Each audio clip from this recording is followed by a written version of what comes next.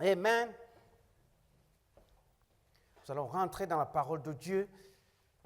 Nous allons aller dans Actes chapitre 5, verset 12 jusqu'au verset 20. J'ai dû prendre à partir du verset 12, mais j'aurais pu prendre à partir du verset 18 parce que c'est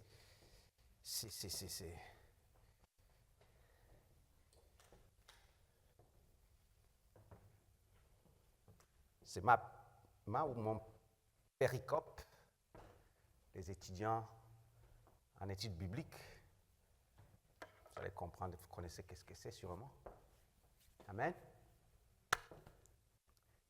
Alléluia. Est-ce que vous y êtes? Est-ce que vous y êtes? Alors, avant juste cette histoire, avant juste ce verset 12, il y a quelque chose qui se passe avant. Amen. Qu'est-ce qui se passe avant? Ceux qui ont déjà lu.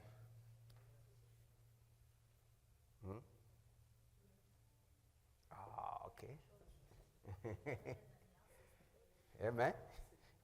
Il y a beaucoup de choses qui se passent. Ok. C'est une église charismatique. Je vous le dis. Amen. Oui.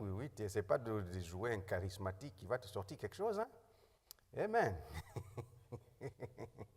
C'est bon. Il y avait l'histoire d'Ananias, n'est-ce pas? C'est l'histoire d'Ananias et Saphira qui ont vendu un morceau de terre, puis après, pendant qu'on disait que tout le monde, l'église persévérait ensemble, et tout le monde amenait des choses, ils partageaient ensemble, et puis ils ont fait un vœu, puis ils ont menti aux hommes, pensant que Dieu ne les entendait pas. Ils ont vendu un morceau de terre, disant qu'ils vont donner le produit de la vente, puis après, ils ont un peu caché de l'argent, puis bon, là, Dieu a dit, écoute, tu ne peux pas mentir là, ben voilà, vous allez mourir tout de suite, et les deux sont morts l'un après l'autre. Alors, Dieu vient de donner un message, une leçon à l'Église primitive, et maintenant, nous prenons ici le message. Beaucoup de miracles, de prodiges se faisaient au milieu du peuple par les mains des apôtres. Ils se tenaient tous ensemble au portique de Salomon. Il y en a d'autres versions qui disent à la cour du temple de Salomon. Et aucun des autres n'osait se joindre à eux. Okay? Dire, les fidèles, les membres, ils étaient là, ils étaient à part, et les apôtres, ils étaient à part. Mais le peuple les louait hautement. J'aimerais juste ici un peu corriger quelque chose. Pas corriger la Bible, mais amener une lumière. Parce qu'ici, on risque de tomber un peu dans la confusion pour dire, mais pasteur, comment ça on peut louer un être humain? Parce qu'on dit que le peuple les louait, c'est-à-dire louer les apôtres hautement. C'est bibliquement, seul Dieu est digne de louange. On ne peut pas louer un humain. Okay?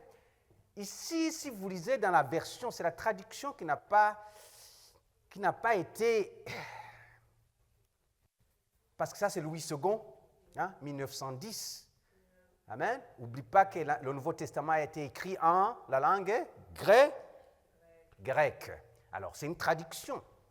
Alors, quand vous lisez la Bible Sommaire, qui est comme le français courant, qui est plus facile, si vous avez la version de la Bible Sommaire, je peux vous demander de me lire ce verset-là. Et c'est là où vous allez voir que réellement, ce n'est pas louer les apôtres comme... on ne peut pas utiliser ce mot-là, louer. Alors, est-ce qu'il y a quelqu'un qui a son iPhone, iPad, iPod, je ne sais pas, où vous pouvez voir la version sommaire, puis nous lire ce verset-là? 13.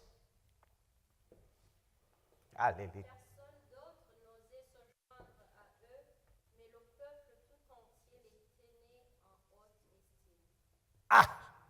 Le peuple tout entier les tenait en haute estime. Amen.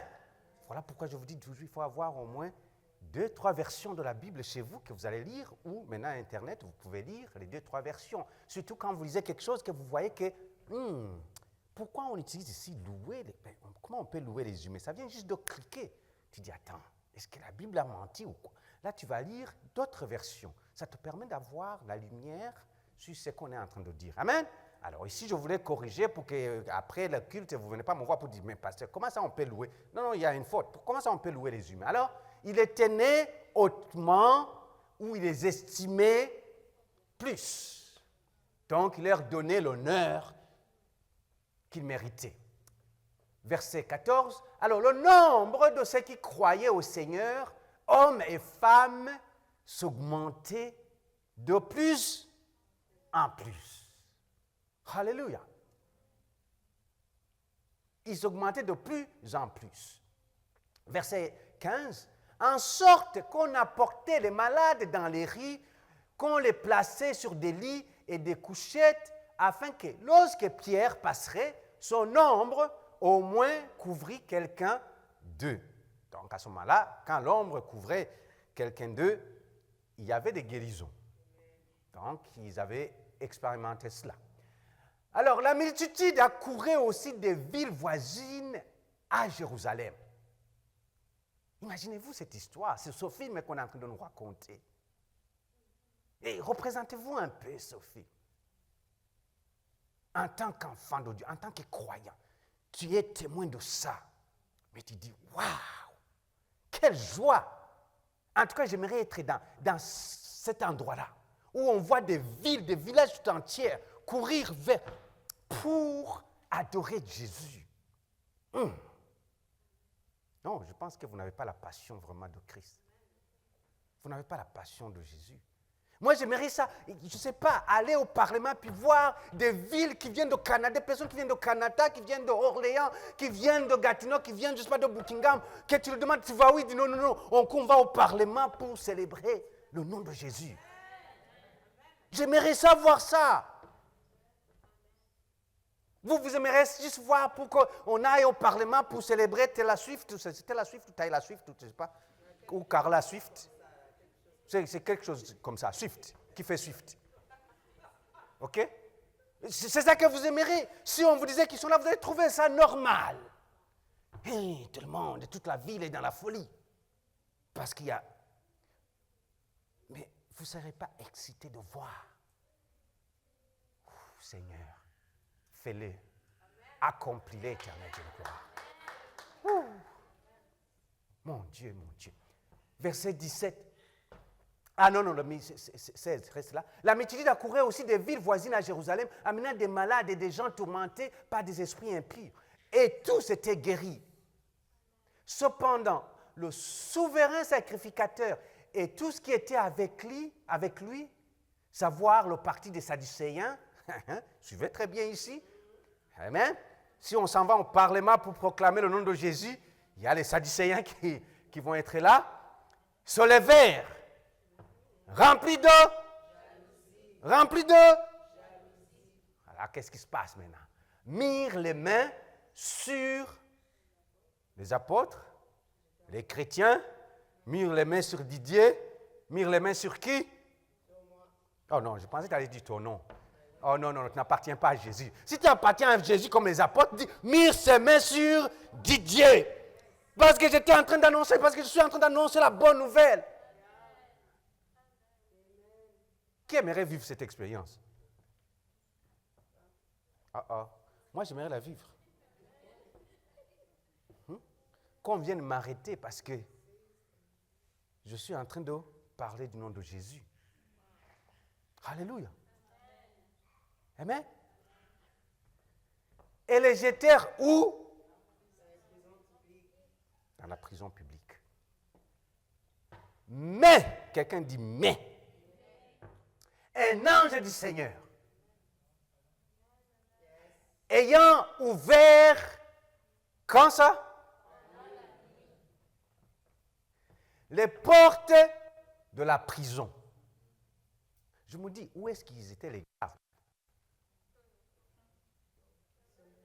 Oh oui, vu que tu m'as arrêté parce que, ok, vu que tu es sous la loi, vu que tu as utilisé la loi, je ne sais pas, matraque de X, Y, Z, je ne sais pas quoi, tu as utilisé ça, oui, c'est bon, tu m'as mis en prison. Où sont les gardes maintenant?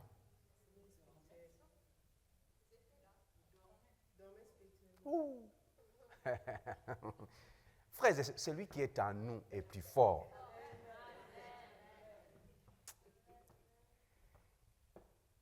Les fit sortir et leur dit. Ça, ce qui va suivre, c'est une bombe atomique. Allez! Ça, c'est un ange. Il vient leur parler. Allez! Tenez-vous dans le temple. Mais les anges commencent une révolution. L'ange commence une révolution. L'ange est en train de s'opposer à la loi du monde. Mais comment vous expliquez ça? Aide-moi. Hein? Ceux qui connaissent un peu plus la loi. On vient de mettre quelqu'un en prison à cause qu'il a fait quelque chose. Il a parlé du nom de Jésus alors qu'il ne faut pas le dire. On le met en prison. Et un ange vient et dit, je te sors de là. Souvent, quand on te sort de la prison, on te dit, ne refais plus ça. Tu es sous libération conditionnelle. On te dit, ne refais plus ça. Ce que je pensais que l'ange allait leur dire, écoute, pour ne pas causer des problèmes dans ce pays, dans cette partie du monde où les gens ont des oreilles, ne fais plus ça. Que Dieu allait dire, va les dire, ok, sors, mais ne fais plus ça. Qu'est-ce que l'ange dit? Sors, mais allez, tenez-vous dans le temple et annoncez au peuple toutes les paroles de cette vie. En d'autres termes, annonce le Seigneur Jésus. Quelqu'un dit Amen. Tendre Père, je te loue, je te rends grâce pour ta bonté infinie. Tu es un Dieu d'amour, tu es un Dieu qui nous aime. Ta parole est oui et Amen. Nous sommes là, nous sommes ton peuple que tu as acquis par le sang précieux de Jésus. Qu'à travers ta parole, tu nous parles, tu nous équipes, que tu nous édifies, que tu nous fortifies, afin que nous puissions savoir comment vivre dans ce monde éternel, Dieu de gloire. Donnez-nous tout ce que nous avons besoin, car nous sommes dans ce monde, mais ce n'est pas notre destination finale. Nous sommes dans ce monde, mais nous sommes de passage. Seigneur, apprends-nous à compter et à utiliser à bon escient chaque minute, chaque jour que tu nous donnes sur cette terre. Utilise-moi comme tu veux, Seigneur, que je sois juste un canal. Je me soumets à ton entière autorité. Saint-Esprit, prends la place au nom de Jésus-Christ. Amen. Amen. Amen. Vous pouvez vous asseoir dans la présence de notre Seigneur. Alléluia. Ouh. Pendant que nous continuons notre thème de l'année, tout le monde connaît, rendu maintenant à cette période-ci, c'est quoi le thème de l'année? C'est quoi le thème de l'année? L'année de la réconciliation. L'année de la réconciliation. Amen. Et laisse-moi vous dire, c'est la première fois qu'on donne un thème de l'année et qu'on passe autant de temps en train de prêcher sur le thème. Souvent, c'est le mois de janvier, on ouvre le thème, on introduit le thème, puis on revient dessus, soit pendant l'été ou à l'automne.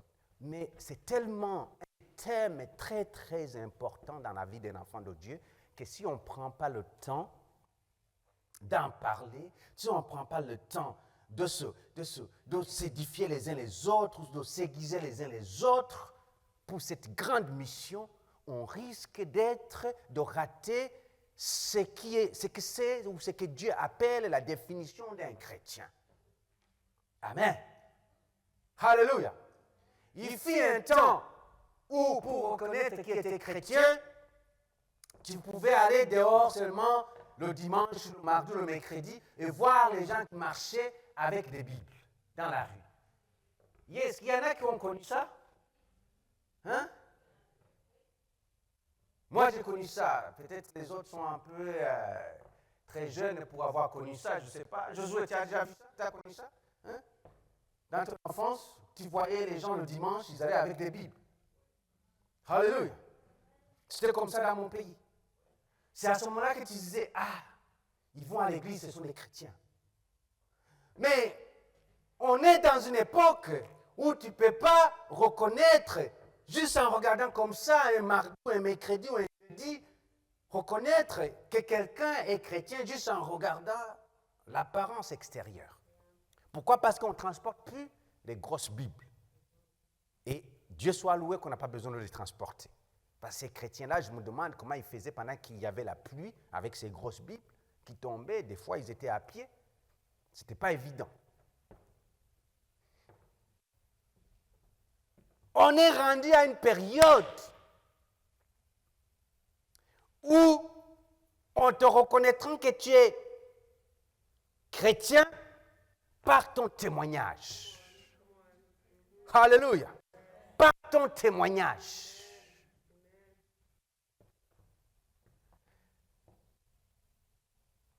Le message d'aujourd'hui, c'est l'évangélisation comme mode de vie. L'évangélisation comme mode de vie. Vous savez, mes frères et sœurs, ça fait quelques dimanches, on parle de l'évangélisation, on fait des témoignages, et Dieu soit loué pour les témoignages dans les cellules. Les cellules de mercredi, mon Dieu, que c'est bénissant. Mercredi passé, les 2 derniers mercredis, c'était excellent. J'ai été béni par les témoignages de chacun. Dans les différents groupes qu'on nous avait distribués dans le groupe Zoom, dans le groupe Zoom, il y avait un groupe de 5 ou 6 personnes, et c'était le but, chacun témoignait comment la personne a commencé à fréquenter l'église, comment la personne a commencé à aller à l'église. Chacun donnait son témoignage. Ou comment la personne a reçu le Seigneur Jésus. Ce qu'on dit sauvé, comment la personne a été sauvée. Et on a vu comment de différentes façons, de comment Dieu peut nous utiliser, nous. Parce que quand tu entends comment telle sœur, tel frère est parvenu à aller à l'église, ça te montre comment Dieu peut utiliser quelqu'un pour déclencher une relation avec Dieu dans la vie d'une autre personne. C'est ça que ça te montre. Et souvent, nous nous disons quoi? Qu'est-ce que nous disons souvent? Nous disons, oh, mais pasteur, c'est difficile, je ne sais pas comment évangéliser, je ne sais pas comment. Et laisse-moi vous dire, si j'avais un bâton magique pour vous dire, il y a 1 plus 1 égale 2, donc voilà, tu fais A, tu fais ça, B, tu fais ça, puis après la personne va recevoir le Seigneur Jésus-Christ. Si j'avais ça, il me ferait plaisir de vous le partager. Mais il n'y en a pas de 1 plus 1 égale 2. Alléluia. Parce qu'il y a plusieurs éléments qui entrent en jeu. Amen. Il y a ta part à toi, il y a la part du Saint-Esprit. Amen. Alors, quelle joie, comment Dieu a utilisé, des personnes autour de vous, d'une façon ou d'une autre, pour recevoir le Seigneur Jésus-Christ, pour commencer à aller à l'église. J'étais vraiment béni. Pendant toute la semaine, là, ceux qui n'ont pas pu se connecter, qui n'ont pas pu partager ça, vous avez manqué une occasion de comprendre comment, les différentes façons, comment Dieu peut utiliser quelqu'un, comment les différentes façons, comment vous aussi pouvez vous utiliser. Ça nous encourage, le témoignage, ça nous montre vraiment comment Dieu est à l'œuvre. Je vous encourage. OK? Je vous encourage. Si tu vois ton frère ou ta soeur ici dans l'église, pendant la semaine ou une autre fois, demande-lui, mais fais-moi un témoignage. Comment toi tu as commencé à aller à l'église? OK? Si tu n'étais pas connecté durant la cellule de mercredi, demande-lui, il va te partager ça, demande-lui, il va te partager ça et tu vas voir, ça va t'édifier, tu vas voir comment Dieu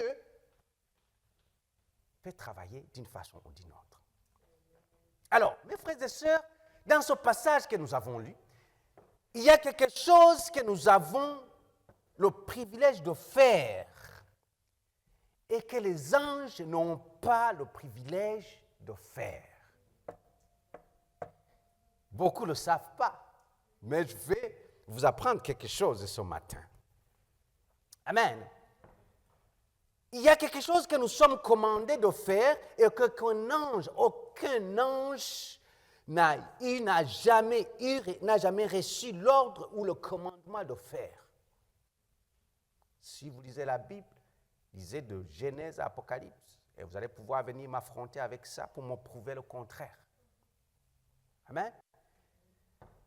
Quand nous lisons ce passage de Actes, chapitre 5, verset 19 jusqu'au verset 20, nous lisons que les apôtres étaient en prison. Okay? Cette partie-là, 19 et 20, ils étaient en prison. Et un ange vint et ouvrit les portes de la prison afin qu'ils puissent sortir, les apôtres, qu'ils puissent sortir. Alors, il n'a pas ouvert, il a dit partez, sortez. L'ange est venu avec un message. Il est venu avec un message. L'ange, quand il est arrivé, il a dit, allez, levez-vous, allez prêcher. Alléluia. Il a dit, allez, quitte ici, mais va prêcher. Allez dans le temple, va prêcher. L'ange leur dit ça. Amen. Nous pourrions penser que si un ange pouvait sortir quelqu'un, les hommes de la prison, en tout cas, c'est ce que moi je me dis, si un ange a la capacité et le pouvoir et la force de sortir quelqu'un de la prison, sûrement cet ange, ça pourrait être très facile d'aller de l'avant et de prêcher. N'est-ce pas? Ça serait facile. Mais ce n'est pas comme ça que ça se passe. Il y a certaines choses que les anges peuvent faire. Vous savez que les anges sont des êtres qui sont très, très forts. Amen? J'ai déjà prêché sur les anges, je pense il y a quelques années, je reviendrai peut-être une autre fois, mais les anges sont des êtres qui sont très, très forts. OK? Alors, mais les anges, il y a des choses qu'ils peuvent faire, mais il y a d'autres choses que Dieu ne les permet pas de faire aux humains. Et parmi ces choses, c'est évangéliser.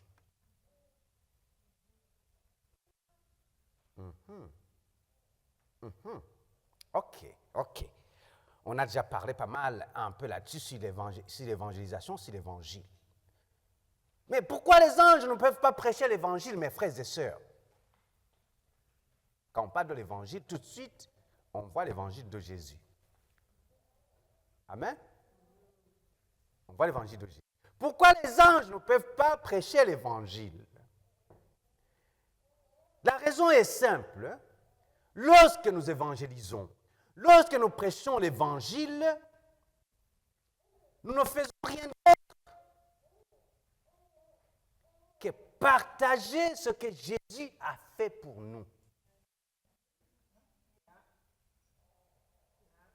C'est ça qu'on manque souvent dans l'Église. Et c'est ça qui fait que des fois, on pense que évangéliser, c'est très difficile. Aujourd'hui, je vais vous donner cet aspect seulement. Lorsqu'on évangélise, ce qu'on fait, ce n'est rien d'autre que partager l'évangile de Jésus-Christ. C'est-à-dire dire ce que Jésus a fait pour nous. Voilà pourquoi on dit témoigner de Jésus à quelqu'un d'autre. C'est le mot approprié, on dit ça, je dois témoigner de Jésus à quelqu'un d'autre. Tu ne peux pas témoigner ce que tu n'as pas.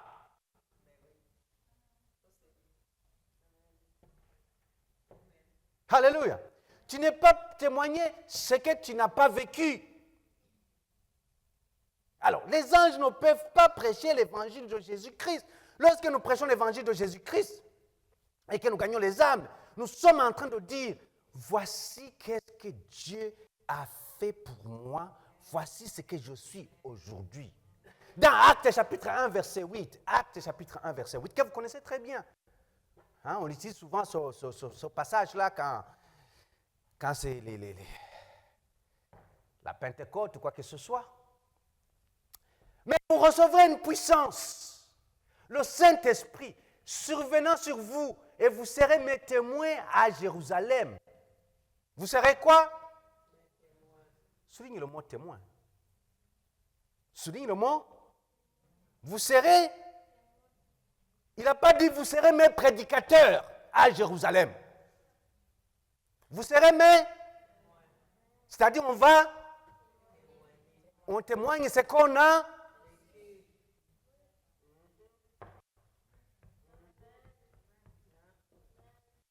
Dans toute la Judée, dans la Samarie et jusqu'aux extrémités de la terre. Un témoin est une personne qui a vécu une expérience. Alléluia. Tu ne peux pas témoigner comment en secondaire 1, tu as eu des bonnes notes ou des mauvaises notes si tu n'as pas été en secondaire 1. Si tu as fini ton école en 5e année primaire, tu ne peux pas témoigner ce que tu as vécu en secondaire 1 parce que tu n'as pas vécu secondaire 1. Alléluia.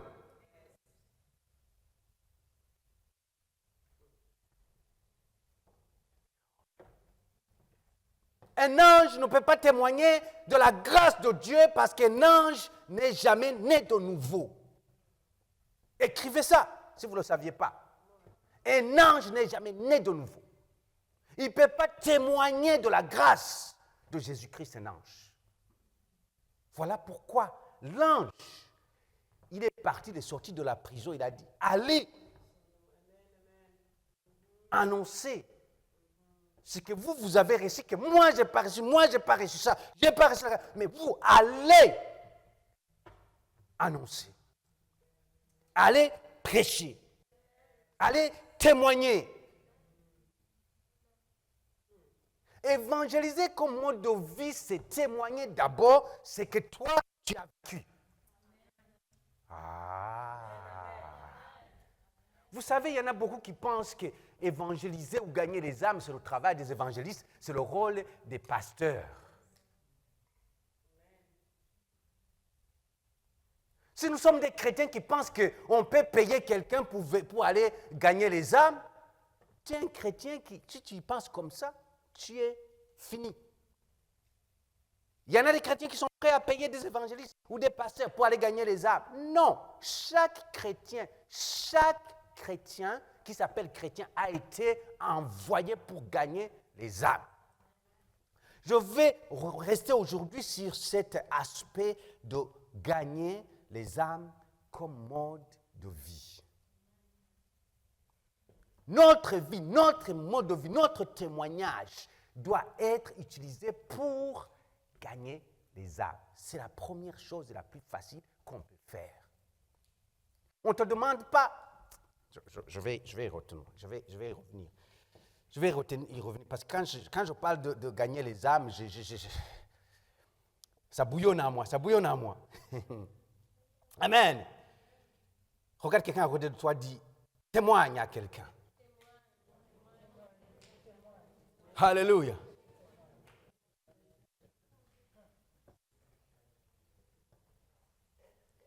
Tu comprends comment tu es très important ou importante. Tu es capable de faire quelque chose que non, je n'ai pas capable de faire.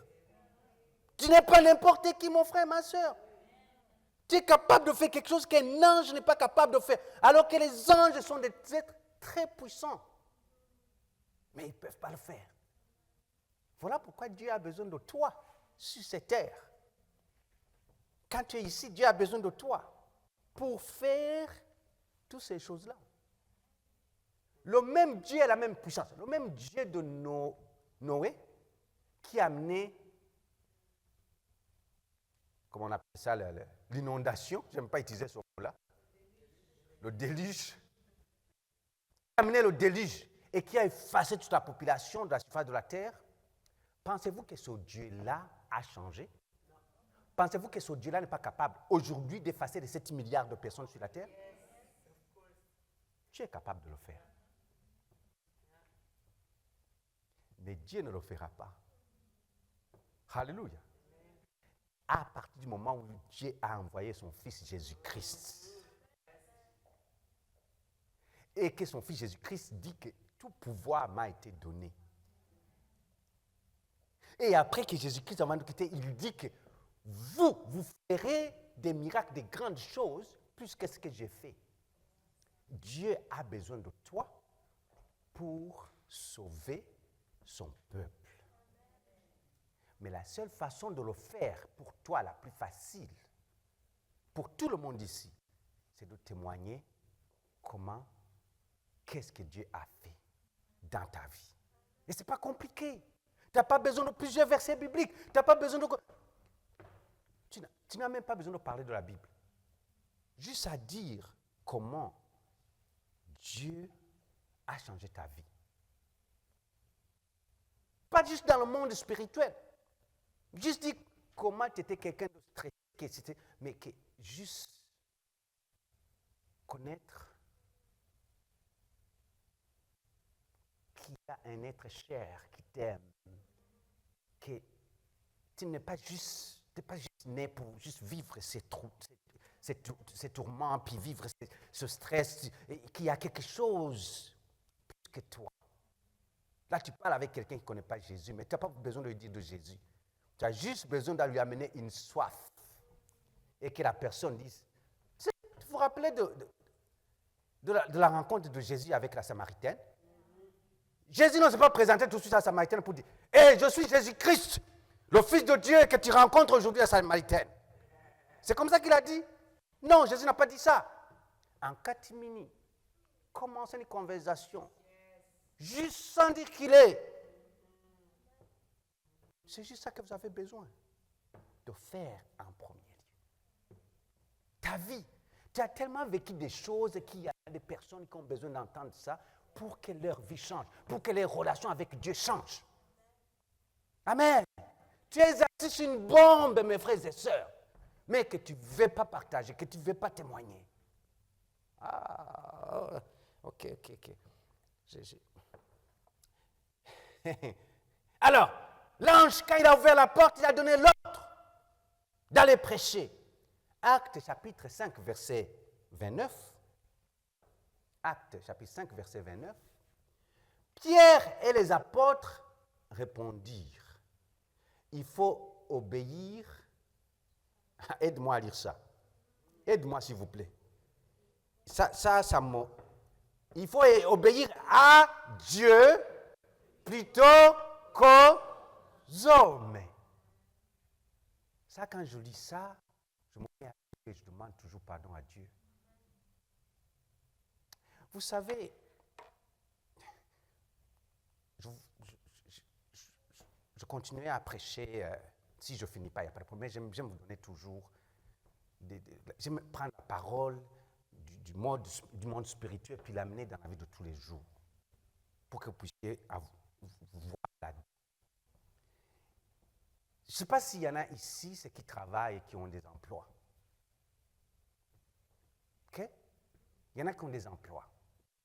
Quand ton employeur te donne tes objectifs ou tes tâches à faire, ton patron, cet homme, cette femme,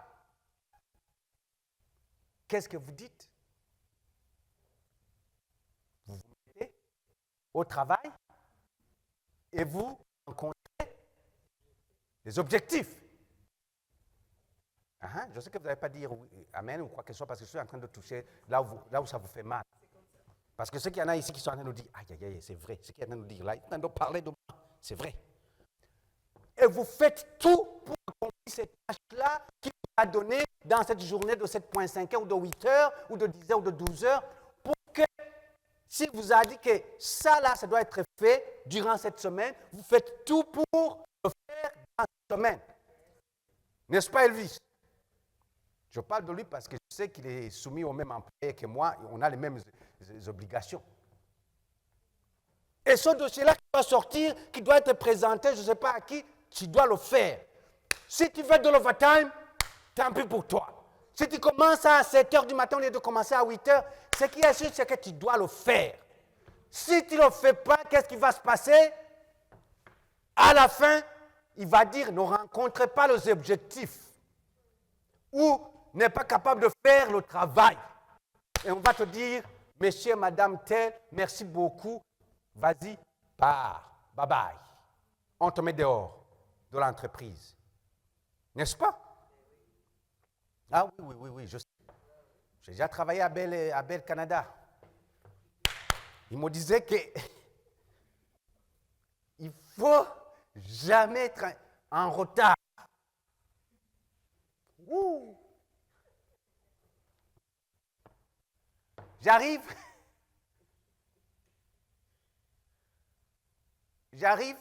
en retard une fois. Ah, il y avait un problème, je ne sais pas quoi, mais je pense que je me suis réveillé en retard. Je cours. Hein? Il y en a qui se sont... Hein, tu sais que tu dois te réveiller à 6h30, puis ce jour-là, je ne sais pas qu'est-ce qui arrive là. Tu comme ça, puis il est 6h50. Tu dis comme, oh my God, je ne sais même pas comment je vais faire. Est-ce qu'il faut que je cours au travail en pyjama? Parce que même juste porter tes habits, ça risque de te mettre en retard. OK? Une autre fois, j'étais en retard. Qu'est-ce qui s'était passé encore? Ça fait 2 fois. Ils m'ont rencontré, ils m'ont dit, mais ça fait 2 fois, Didier, que tu es en retard. On t'a dit quand on t'a engagé ici que pas de retard. Parce qu'on a besoin de X nombre d'agents pour prendre les appels à l'heure exacte, à 8 heures exactes. Quand 8 heures exactes, on n'a pas ce nombre-là, il y a beaucoup de gens qui attendent en ligne et ce n'est pas bon pour la publicité de l'entreprise. Moi, je pensais qu'ils étaient en train de niaiser. J'étais à Montréal. Une fois je me réveille, attends, sans problème. Attends. Et comme les mêmes heures où j'arrivais toujours 15 minutes en avance, quand je prenais cet autobus-là, puis après c'était le métro. J'arrive dans le métro. Quand j'arrive dans le métro, il y a une panne. À Montréal, ils ont refait le métro. Le métro était trop vieux. Il y avait toujours des pannes. Et quand j'arrive là-bas, on annonce, je suis dans le métro, j'étais dans le métro, le train, ils annoncent dans les micros, le train, je sais pas, le métro, il y a eu, je sais pas, un incident ou quoi que ce soit. Pour le moment, il est en arrêt pour une durée indéterminée. Je suis dans le métro, je dis comme, oh. Je pense que j'ai pas eu à avoir une crise cardiaque. Je voyais comment je vais arriver en retard. Oui, le métro. Je dis, OK, mais quand même, c'est le métro, c'est pas moi.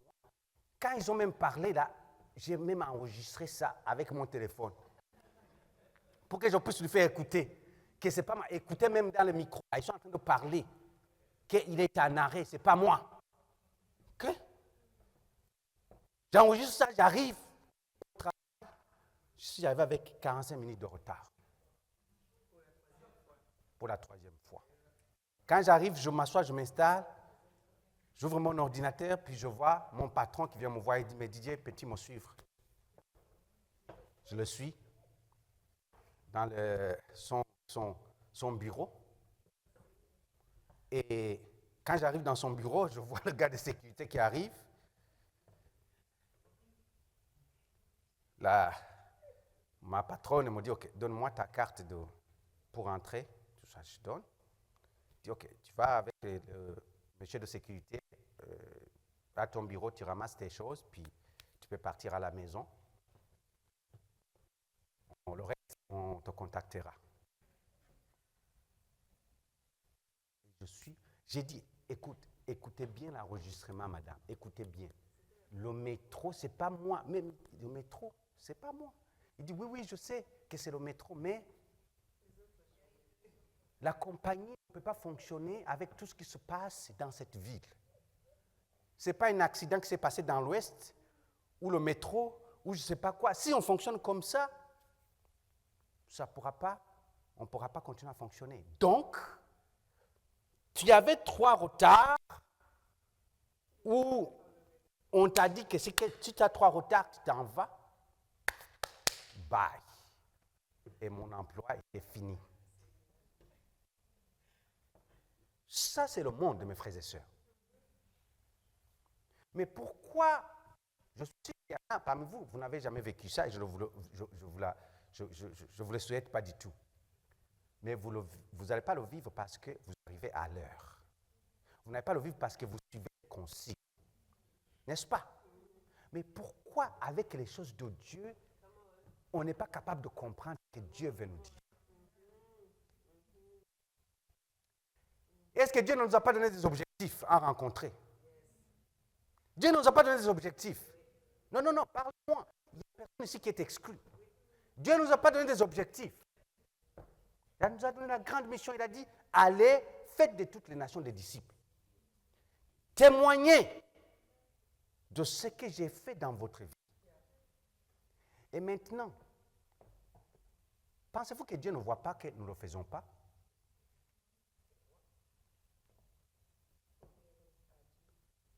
Pourquoi on est prêt à obéir aux hommes et non pas à Dieu?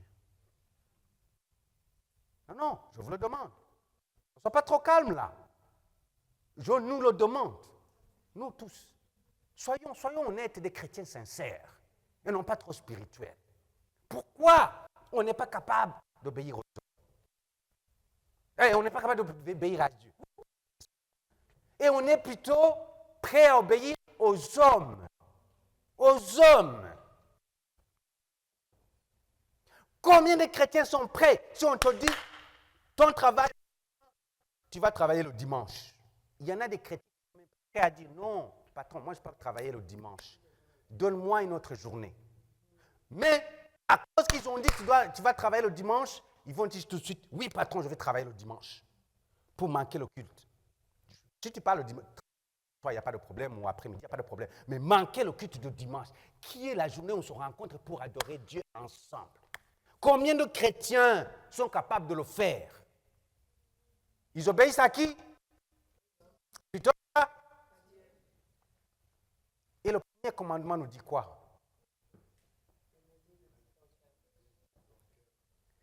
Le monde d'aujourd'hui a changé. Maintenant, ce n'est plus aimer Dieu de tout ton cœur. C'est aimer le monde de tout ton cœur. Les chrétiens d'aujourd'hui nous ont fait ça. Ah, ok. Il faut que je vous laisse, sinon vous avez dit, pasteur, il est très, très dur avec nous. Non, je vous laisse. Nous devrions obéir à Dieu plutôt qu'aux hommes. Si on va au verset 20 dans le même chapitre, dans Actes, on reste beaucoup dans Actes parce que Actes, c'est l'église d'aujourd'hui, c'est ce que nous vivons aujourd'hui, c'est ce que les autres ont vécu et que toi et moi aussi, on doit vivre. Le verset 20, dans Acte 5, le verset 20, qu'est-ce qu'il dit? L'ange a dit d'aller partager les paroles de cette vie. Les paroles de cette vie. Le témoignage de Jésus-Christ. Ce qu'il a dit.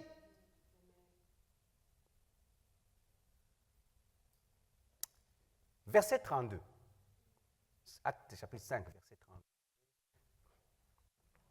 Nous sommes témoins de ces choses. Nous sommes, souligne encore témoins. Nous sommes témoins de ces choses. De même que le Saint-Esprit que Dieu a donné à ceux qui obéissent. Alléluia. Ici, vous avez tous le Saint-Esprit parce que vous obéissez. Vous avez tous le Saint-Esprit parce que vous avez reçu le Seigneur Jésus-Christ comme Seigneur et Sauveur. Vous n'avez pas reçu, ce n'est pas au moment où on parle en langue qu'on reçoit le Saint-Esprit. Non, ça, ce n'est pas l'évangile, ça, c'est faux évangile, ça. On reçoit le Saint-Esprit dès qu'on donne sa vie à Jésus-Christ, le Saint-Esprit vient à nous. Amen. Le parler en langue, c'est la manifestation. Alléluia. Que Dieu a donné à ceux qui lui obéissent. Tu as le Saint-Esprit. Et le Saint-Esprit, je suis sûr qu'il te parle. Il ne te lâche pas. Mais ton mode de vie, qui est conduit par le Saint-Esprit, doit avoir le vouloir de vivre ce témoignage que tu veux que le monde puisse voir. Je vous lance un défi. Regardez autour de vous, au travail, à l'école, dans votre famille. Combien de personnes ne savent pas que vous êtes à l'église tous les dimanches? Il y en a sûrement plein. Ça ne devait pas normalement arriver dans la vie d'un enfant de Dieu. Tout le monde qui travaille avec toi doit savoir que tu vas à l'église le dimanche. Ça, c'est déjà un témoignage. Ça, c'est déjà un mode de vie. Tout le monde.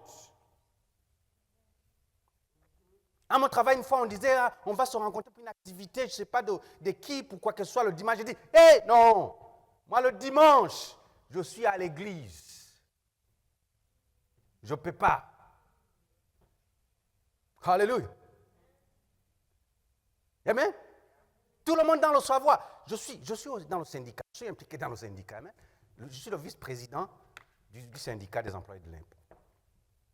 Avec 2700 employés. Amen. Et on va avoir une conférence. Il y a une conférence qui arrive et je dois absolument participer. Et avec tout ce qui se passe, tous les changements qui se passent, on m'a dit que souvent je n'y vais pas. Ils ont dit, s'il te plaît, est-ce que tu peux être là? J'ai dit, écoute, je vais être là le jeudi, le vendredi et le samedi. Mais dimanche, je ne serai pas là. Tous m'ont dit, ah, mais quand même, écoute, exception. Je dis,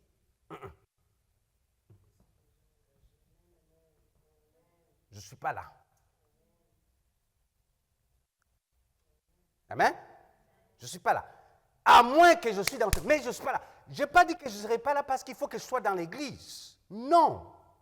J'ai voulu leur montrer que je suis un chrétien engagé. Je voulais commencer une conversation avec eux. Je voulais provoquer une conversation avec eux. Amen. Parce que je peux être là le dimanche, ça ne changera pas. Ici, vous allez louer Dieu et tout ça. Mais je voulais quand même les mettre dans un questionnement pour qu'ils puissent me demander c'est quoi cette chose-là qui fait que, hein, en tant que vice-président, tu ne peux pas. Et c'est ça qui s'est passé. Ils m'ont demandé. Tous ceux qui travaillent avec moi, je les ai dit. Le dimanche, je suis à l'église et je suis le prédicateur, je suis le pasteur. Amen. Et je suis le pasteur de l'église. Il y en a qui ont dit, oh, non, vraiment, c'est bon. Ils ont dit, mais c'est pour cela que tu as tellement de patience quand on t'amène des problèmes. J'ai dit, ah, il y a un témoignage que j'ai de la patience. Alléluia. Pourquoi? Parce que quand ils m'amènent des problèmes, les employés, vous savez qu'ils ont toujours des problèmes. Okay? Ils ont toujours des problèmes. Et il y en a qui n'aiment pas la couleur du tapis du bureau. Il y en a qui... okay? Ils ont toujours des problèmes. Mais quand ils amènent toujours ces problèmes-là, la plupart des choses que je leur dis, c'est des choses de proverbes. Les encouragements que je leur donne, ce sont des citations d'un proverbe. J'ai toujours du papier de proverbe qui est imprimé à côté de mon bureau. Il m'appelle, il me dit, juste un passage de proverbe, ça les tranquillise un peu pour leur montrer qu'écoute, on ne voit pas ça comme c'est la fin du monde. OK? La sagesse s'impose. Parce qu'on manque la sagesse. OK? Donc, j'ai réussi ma mission de pouvoir leur dire, écoute, je vais à l'église. Maintenant, qu'est-ce qui reste? C'est que je commence maintenant à leur parler de ce qu'on fait à l'église, ce qui se passe à l'église, parce que maintenant, ils me connaissent. Ça, c'est le style de vie, c'est le mode de vie qu'on doit projeter là où on est, partout où on est. Et c'est ça que Dieu est en train de nous demander. Pour les premiers, je vais vous parler ici, quand vous voyez dans Actes, pour les premiers chrétiens, le christianisme ne se limitait pas seulement à un jour par semaine. Quand vous lisez cela, le christianisme ne se limitait pas seulement pour un jour par semaine. Nous sommes devenus ces chrétiens qui sont, seulement le dimanche, on vient à l'église. Seulement le dimanche. On vous demande de vous connecter le mercredi. Ah, ça devient trop. Il y a certains d'entre vous que vous alliez détester Jésus-Christ si vous étiez né dans le temps de Jésus-Christ. Oui, certains d'entre vous alliez détester votre Sauveur. Ils étaient dimanche. Non, pendant la semaine, ils partageaient la parole, ils participaient aux enseignements. Il y a des gens qui pensent qu'ils ont rendu un service à Dieu juste en se levant ce matin et en venant à l'église. Il y en a qui pensent que vous avez rendu un service à Dieu. Ok, Dieu, pour que tu me donnes la paix, ok, pour que je puisse avoir la tranquillité. Ok, pour que...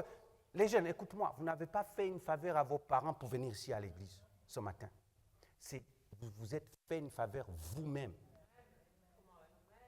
Que la jeunesse, on ne pense pas que vous venez, que vous voulez faire plaisir à vos parents. Vous êtes en train de semer dans ce que vous allez récolter dans 10 ans, 15 ans, 20 ans, 30 ans. Amen. Parce que Dieu ne va jamais oublier chaque minute que vous avez mis dans sa présence. Et c'est ça qui va faire la différence entre vous et les autres quand vous serez rendu à 40 ans. Et que vous aurez une sagesse que personne ne pourra pas comprendre. Pourquoi? Parce que vous connaissez les bases de la vie. Pendant que les constitutions auront changé 50 fois, mais vous aurez toujours la constitution céleste qui ne change pas. Et vous allez toujours être sur le droit chemin. Alléluia. Vous savez, dans Acte 2, chapitre 47, je vais essayer, chapitre 2, verset 47, excuse-moi, je vais vous parler de quelque chose. Parce que pour ces chrétiens-là, c'était une expérience quotidienne. C'était une expérience, une communion de chaque jour, une lecture de la parole, une méditation. Et l'autre allait voir l'autre, ils s'asseyaient ensemble, pas pour critiquer, mais pour parler de ce que Dieu a fait, pour s'édifier. Alléluia. Pour s'édifier. Mais les chrétiens se rassemblent maintenant, on ne parle plus des miracles de Dieu, on ne parle pas de ce que Dieu a fait. Vous savez, quand il y a quelqu'un ici qui se tient debout et qui donne sa vie à Jésus, on quitte ici, on s'en va, on dit que rien ne s'est passé. N'est-ce pas? Mais qu'est-ce qui s'est passé au ciel? Pendant que nous, on est en train de partir ici chez nous, il y a quoi au ciel? Normalement, là, tout le monde dans ton adresse book, je ne sais pas, de Facebook ou de Instagram ou de WhatsApp, devait savoir qu'il y a quelque chose qui s'est passé. Que Dieu a sauvé quelqu'un. Tu devais être dans cette joie. Mais vous quittez ici, vous l'oubliez. Vous quittez ici, vous allez manger au restaurant. Vous ne parlez même pas ça entre vous. Entre les chrétiens, nous. Je suis en train de vous bousculer, hein. Je suis en train de vous bousculer. OK?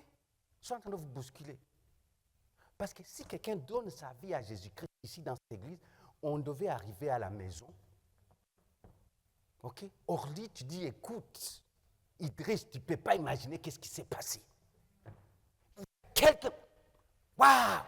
Dieu est bon, Idriss. Tu ne peux pas imaginer. Idriss, c'est son mari. Ne pense pas que c'est André. Amen? Tu ne peux pas imaginer, Idriss, qu'est-ce qui s'est passé. Non, tu ne peux pas imaginer. Aujourd'hui, là, tu as manqué, tu as raté. Waouh! Alléluia! Tu arrives à la maison, Juliana dit non, Christian, non, tu ne peux pas. Toi, tu étais là en arrière, mais tu as vu? Il a donné sa vie, mais ce n'est pas possible. Attends. Il y a du jus, allez, chichi. On va prendre du jus, Christian. Pourquoi? Parce qu'il y a quelqu'un qui a donné sa vie à Christ. C'est ça! Mais nous le prenons comme, ah, ok, il y a quelqu'un qui a levé la main, il y a quelqu'un qui a donné sa vie à Jésus, puis...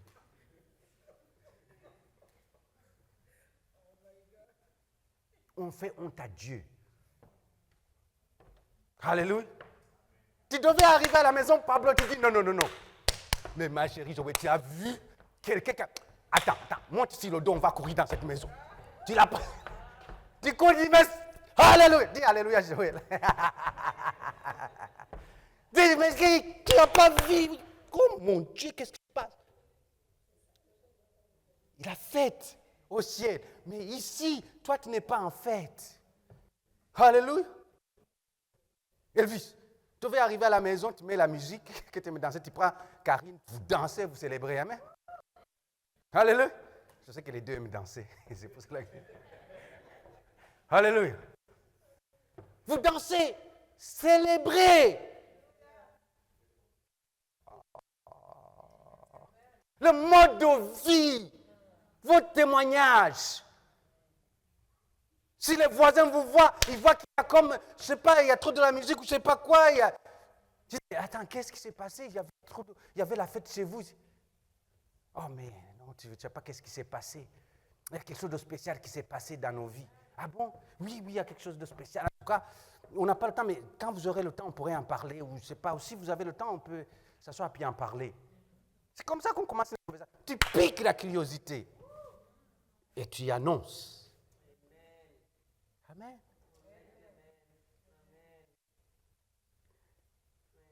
j'ai fini. Je vais vous laisser là, je ne vais pas continuer. J'ai plein de choses à vous dire, mais juste vous montrer comment notre vie doit être un mode de vie pour évangéliser. Beaucoup de chrétiens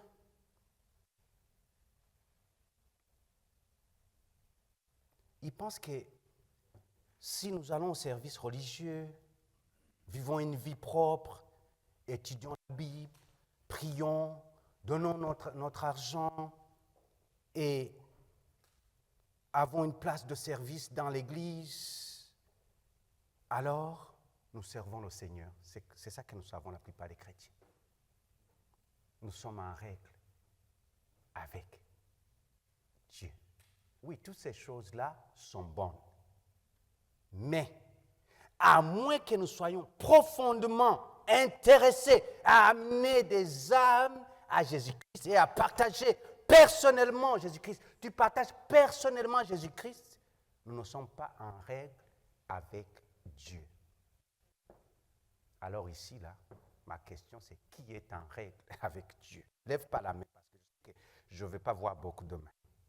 Et je ne vais pas vous pousser à mentir. Je ne vais pas vous pousser à pécher dans la maison de Dieu. Nous ne sommes pas en règle, mes frères et sœurs, avec Dieu. Nous ne sommes pas en règle.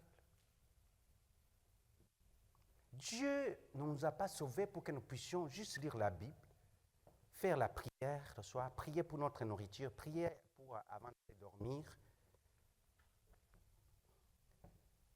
aller chanter, travailler dans l'église, prêcher la parole.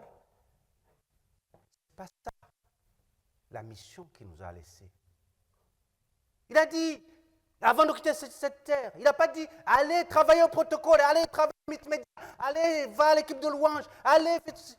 Il a dit, faites de toutes les nations des disciples. Dieu nous a appelés à témoigner réellement. Dieu nous a appelés à témoigner. Regarde quelqu'un dit, Dieu t'a appelé à témoigner. Dis-lui, Dieu t'a appelé à témoigner. Un chrétien qui ne témoigne pas ne manque pas seulement une bénédiction, mais il est coupable de haute trahison de la loi du ciel. Oh non, ça je vais le répéter. Un chrétien qui ne témoigne pas,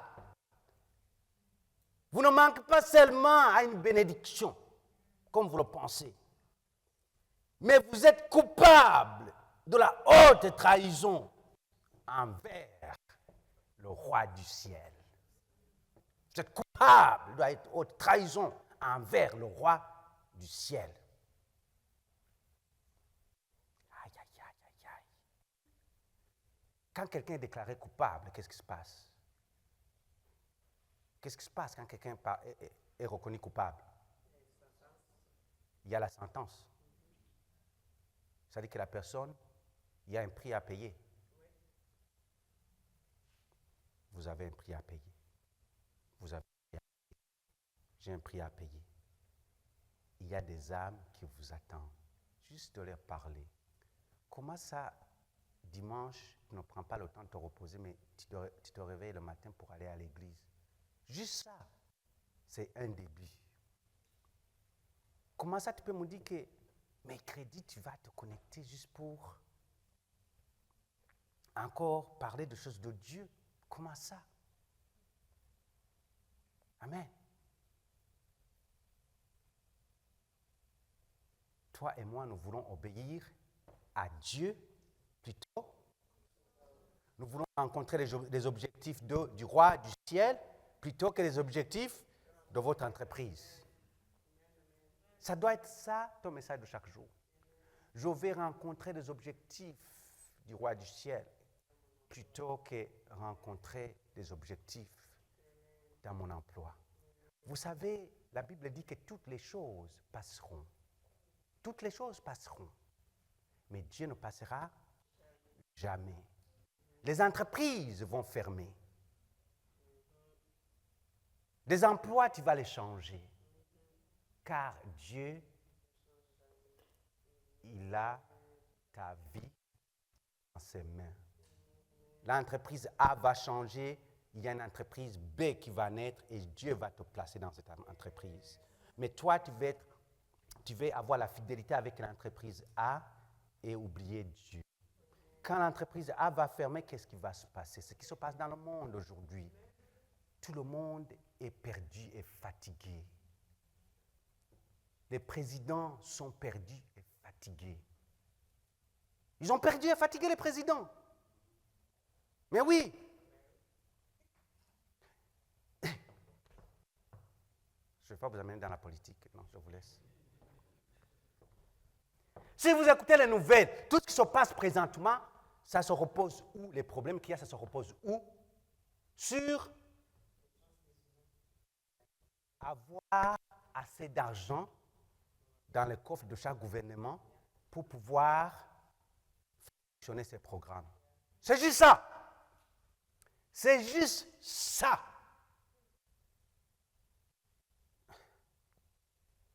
N'importe quel pays qui a des ressources, que ce soit le pétrole, que ce soit la mine, que ce soit ceci, que ce soit ça, qui veut vendre ses ressources à un autre pays, ce pays-là va devenir son ami numéro 1. Vous pensez que ce pays devient son ami numéro 1 à cause qu'il l'aime beaucoup? À cause qu'ils aiment ce qui est tiré de là. Mon pays a des amis, des pays amis colonisateurs. Mais est-ce que vous pensez qu'ils les aiment parce qu'ils sont amis? C'est parce qu'il y a des ressources qu'ils vont aller chercher là-bas. Oui. Le monde est fatigué. Ils ont besoin de nous, ils ont besoin de toi et moi pour témoigner. Alléluia. On n'a pas assez de temps, mais je vais y revenir une autre fois. Okay? Je vais y revenir. Il n'y a personne qu'on doit négliger. Tout le monde a besoin d'entendre la bonne nouvelle de Jésus-Christ. Ces choses qui restent. L'eunuque éthiopien est en train de lire le passage dans Ésaïe, n'est-ce pas? Dans Ésaïe.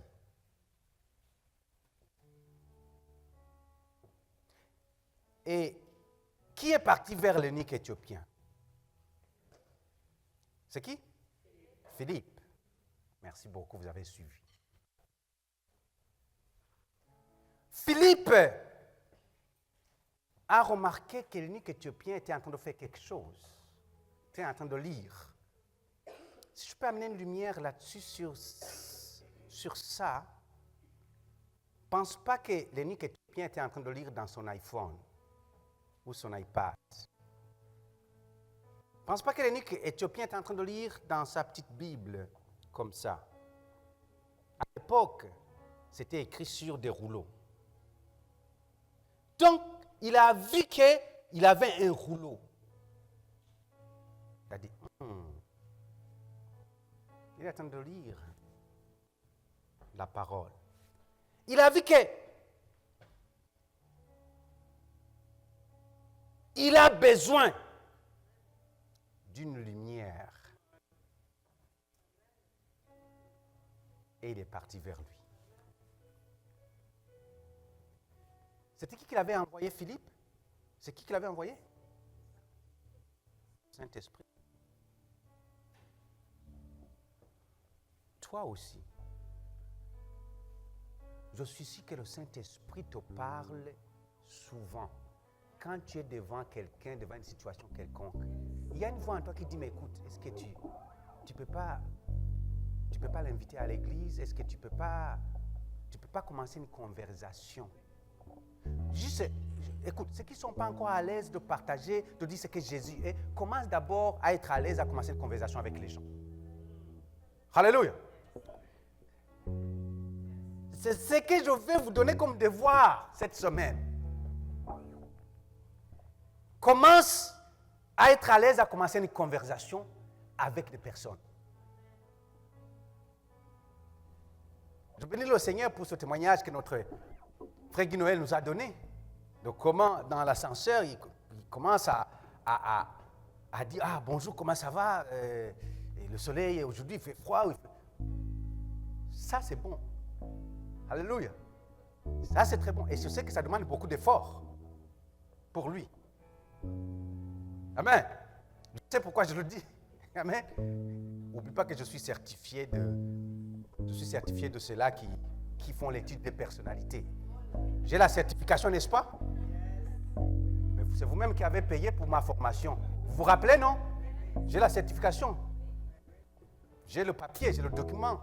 Je suis capable de certifier, je suis capable de ou de l'enseigner. Alors, je sais que lui, il n'est pas extraverti. Contrairement à moi. Il n'est pas extraverti. Il a fait parce qu'il sait qu'il est appelé à le faire. Il n'a pas le choix. Alléluia. Et ça, c'est un grand témoignage. Quand il a dit, pour moi, ça a été un grand témoignage. Parce que je le connais. Dans le naturel, ce n'est pas dans son naturel. Il a fait. Toi maintenant, commence là où tu es. Là où tu es. Ça va pouvoir déclencher d'abord la aise de parler avec les gens. Parce que tu ne peux pas témoigner à quelqu'un quand tu as peur de parler avec quelqu'un. Juste un bonjour. Comment ça va? Ah, comment était ton week-end? Comment ça a passé ton week-end? Oh, c'est bon, moi aussi. Juste ça, c'est bon. Au début. Commence avec ça. OK? Oh, mais peut-être plus tard, tu peux demander, oh, mais comment était ton week-end? Ah, qu'est-ce que tu as fait hier, dimanche? Qu'est-ce que tu as fait?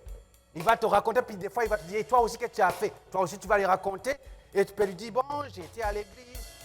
Ou peut-être, si tu ne veux pas que, tu vas lui dire, OK, tout ce que tu as fait, tu ne dis pas que tu as été à l'église.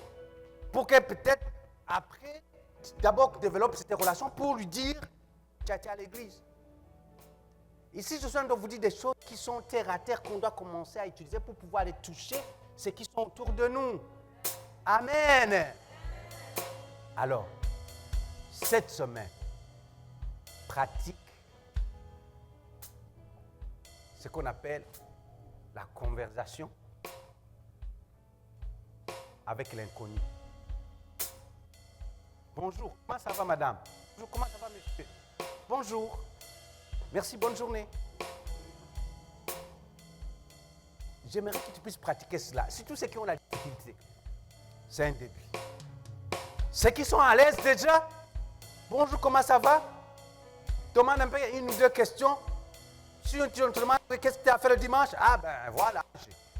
J'étais vraiment dans une place où avec d'autres gens, on était là, on a eu des moments merveilleux. Ça m'a vraiment fortifié, ça m'a redonné la force. C'est ça qui fait qu'aujourd'hui, là, j'arrive ici, là, au travail, je suis en feu. Parce que ça m'a vraiment redonné la force. C'est où cette place? Il va penser que tu as peut-être fait du yoga ou quoi que ce soit. Puis après, doucement, tu vas l'amener à dire, j'étais dans un moment de méditation, dans un moment doucement. Amen. C'est comme ça qu'on parvient. Regarde l'exemple de Philippe, comment il a commencé la conversation. Il n'était pas juste simple comme ça. Est-ce que tu comprends? Je vois que tu es en train de lire un livre. Est-ce que tu comprends ce que tu lis? Ou qu'est-ce qu'on dit dans ce livre-là? La conversation commence. Jésus-Christ lui-même, il voit la dame qui vient. Il s'est assis là-bas, il voit la femme qui vient et dit, hé madame, comment ça va?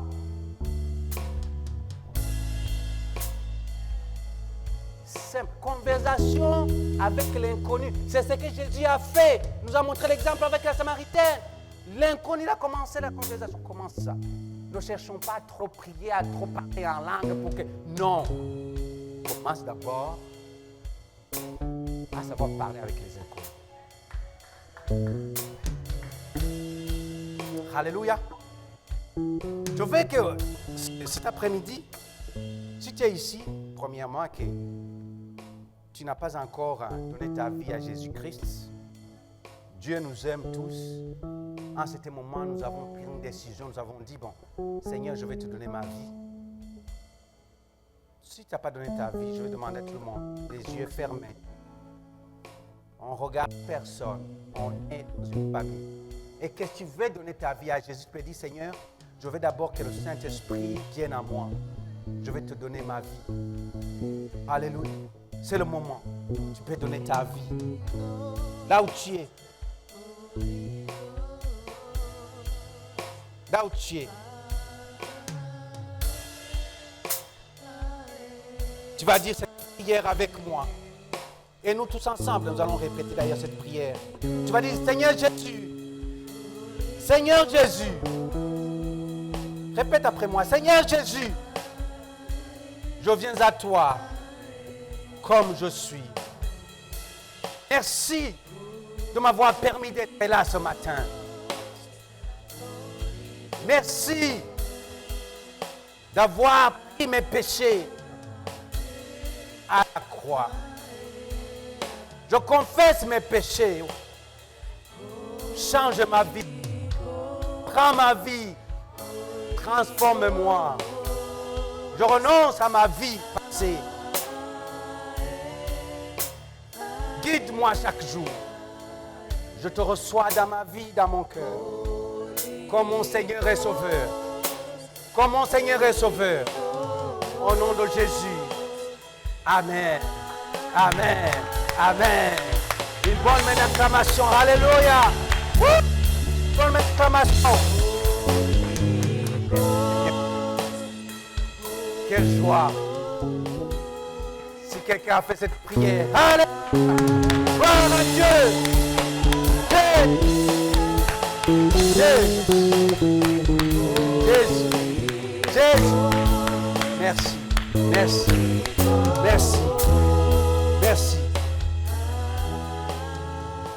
Je veux maintenant que chacun puisse prier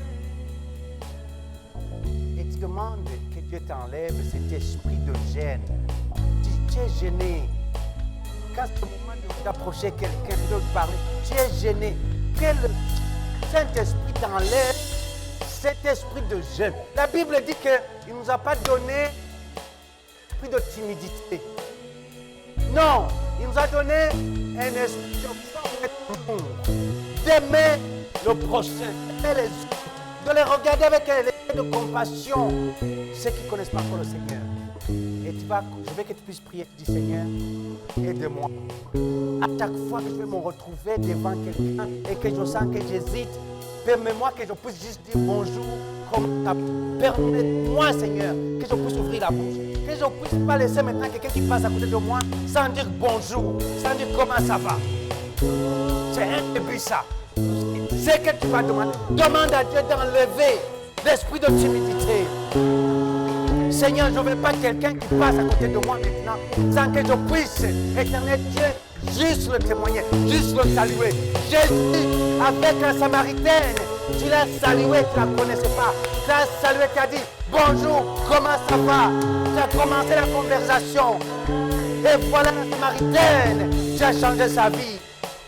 Philippe, quand il a rencontré l'eunuque éthiopien, il a demandé une chose simple. Il s'est approché de lui. S'il y a quelqu'un ici qui a peur de s'approcher de quelqu'un et de lui dire bonjour, comment ça va? Bonjour, comment tu as passé la journée? Comment tu as passé la semaine? Comment tu as passé la fin de semaine? Enlève cet esprit de timidité, car tu ne nous as pas donné l'esprit de timidité. Nous brisons l'esprit de timidité au nom de Jésus. Amen. Amen. Amen. Alléluia. Saint-Esprit de Dieu, prends le contrôle maintenant de la vie de chacun ici. Prends le contrôle pendant qu'ils vont quitter Dieu. Le contrôle de leur vie. Équipe-les. Sois dans la vie. Parlez-le, Seigneur. Saint-Esprit, équipe-le. Cette timidité, je lisse là au nom de Jésus. Que nous soyons en feu. Et là où nous allons être, que les gens puissent voir qu'en nous, il y a nos vives qu'ils ont besoin de voir. Et que nous donne les opportunités, les occasions de pouvoir témoigner. Car nous devons vivre une vie de témoignage. Garde-nous concentrés à toi, oh mon Dieu. Que nous puissions avoir plus de crainte à toi, Dieu, que la crainte que nous avons dans les choses de ce monde. Au nom de Jésus. Père, Je laisse cette congrégation entre tes saintes mains. Là où tu es, lève tes mains pour la bénédiction finale. Je déclare la bénédiction sur ton peuple éternel. En tant que ton serviteur que tu as établi. Que tu bénisses chacun d'entre nous, Seigneur. S'il y a quelqu'un, éternel Dieu, qui était venu dans ces lieux, qui traversait des moments difficiles, au nom de Jésus, que le Saint-Esprit soit là pour le fortifier ou pour la fortifier. Que l'esprit de désespoir soit complètement remplacé par l'esprit d'espoir. Que le découragement ne fasse plus partie de sa vie, Seigneur, mais qu'il puisse fixer les yeux vers toi, car tu seras son secours dans ces moments que cette personne traverse. Tu seras son juge juste. Alléluia, tu seras son médecin par excellence. Alléluia. Éternel Dieu, tu le délivreras, Seigneur, de toutes les attaques de l'ennemi que, Seigneur, l'ennemi va amener sur son chemin. Je laisse ton peuple maintenant dans ta bénédiction.